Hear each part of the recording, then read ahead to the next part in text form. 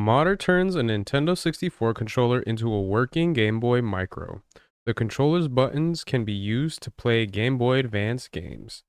So, this is something I thought was actually really dope, and so I wanted to go ahead and do a video on it.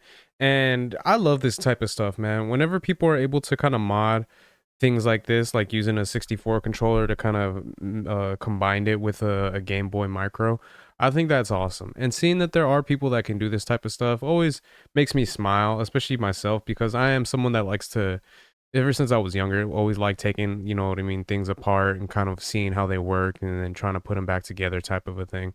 And when it comes down to gaming systems, that is something that I kind of tend to do. Even to this day, every once in a while, I kind of go back if I want to like clean one of my older systems or something like that, or just kind of check it out. I haven't gotten so much into like the soldering and stuff like that aspect of retro games and stuff because I do have all my old systems when it comes down to Nintendo. I have like the Super Nintendo all the way up to the Switch.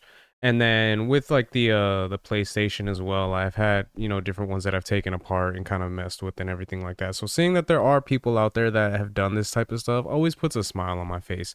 And I always think of like one of the YouTubers all the time whose content I used to watch constantly. I haven't watched it in a long time. Was Odd Tinkering, where they'll take, you know, anything from video games systems to video games to just things, you know, from back in the day, old stuff, and they'll just kind of restore them, kind of work on them type of a thing.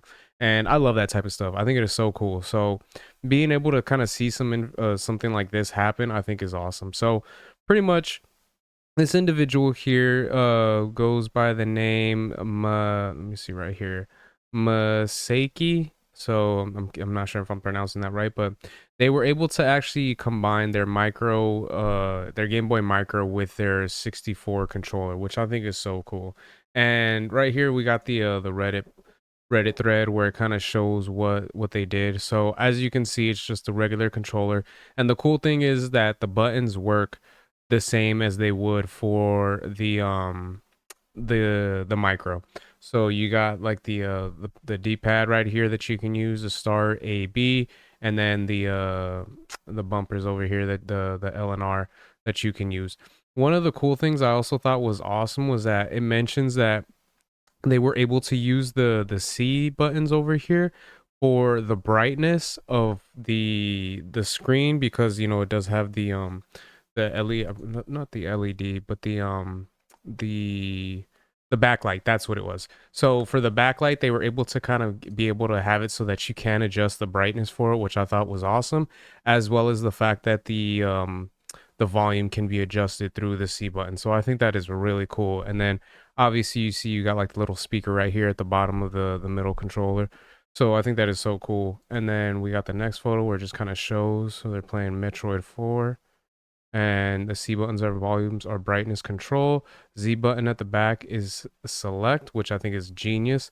The D-pad and joystick for directions. So that's pretty cool as well, is the fact that you're still able to use the joystick, you know what I mean? Because obviously if you're playing the games, more than likely you're going to want to use the D-pad, especially if you're going to be needing something like a game where you have to use the LNR bumpers. But the fact that they have it so that the joystick is still available to be used, I think that's amazing. I think that is so cool, and it's awesome that they were able to kind of adjust it in that type of way. And then they got the back here. So normally where you'd put, I forgot what the name of it was, but whenever you'd have like certain games, if you want to use like the Rumble pack or like the pack that you can use to put in the Game Boy games for like Pokemon Stadium, they were able to change that into where you would put the Game Boy Advance games, which I think is genius. And then they got the charge rechargeable link here, which is really cool. And then I'm guessing this is going to be the power switch. Yeah, yeah. So power switch and the USB-C port. So that's awesome, man. I think that is so cool that they were able to do that. And then the Z is select headphone jack, which I think is amazing that they were able to actually do that. And yeah, it just kind of shows how it looks once it's all kind of broken down and everything from the inside. So I'm curious as to how long it took this individual to make this all together, you know what I mean? But the fact that they were able to do something like this, I think that is so cool in my opinion. So really innovative, and I think that's awesome to see. You know, this type of stuff, like I said, it always puts a smile on my face, especially when you're able to kind of do it with like the old school kind of things like the 64 and then the micro, the Game Boy Micro kind of a thing, because of the fact that a lot of that stuff was my era. You know what I mean? Growing up and everything, the 64 was around for me when I was like 5 years old or so. So the fact that they were able to kind of bring that to life, I think, is awesome. And then the micro, I think I was like in middle school when that one had been announced. I never got into the micro because I was always with my Game Boy Advance SP, so I always like that was more than enough for me. So I remember even when I first seen that the micro had came out, there was like a commercial that you would see for it and everything like that back in the day. And for me, it was kind of like, why would I want to get that when you have like a bigger screen with the Game Boy Advance SP? You know what I mean? Like the screen's bigger, it's a little bit more comfortable. It almost looks like a little mini laptop kind of a thing. That's how I used to look at it. So whenever I'd see the Game Boy Micro, I was kind of like, nah, I think I'm good with just having the Game Boy Advance or the Game Boy Advance SP. Mainly the SP because it actually had the backlight to it, which I thought was great.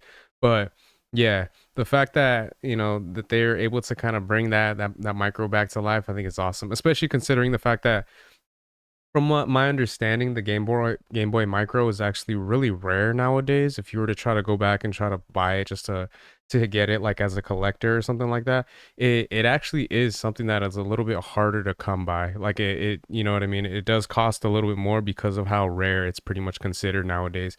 Because I don't think they sold too well back in the day because of the fact that you did have the Game Boy Advance and then the Game Boy Advance SP around that time. So it was something that, you know what I mean, just kind of never really took off, because I'm pretty sure, like I said, the way that I felt about it, I'm sure there was a lot of other individuals out there that were kind of feeling the same way in regards to that being the case.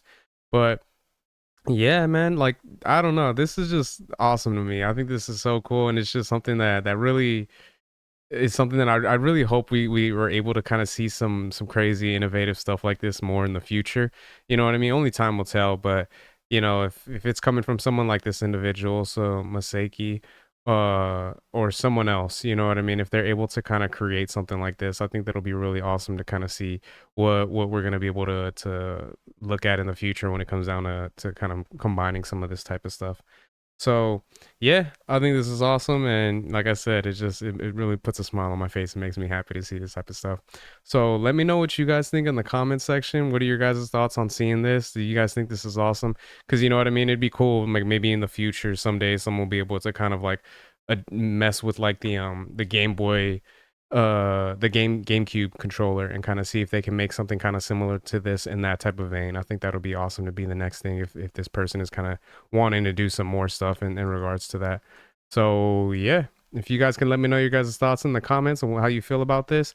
If you guys could like, share, subscribe, all that good stuff. If you guys have been watching this long, I just want to say I really appreciate it. It means a lot to me. And yeah, until next time, Harmonic out. Peace.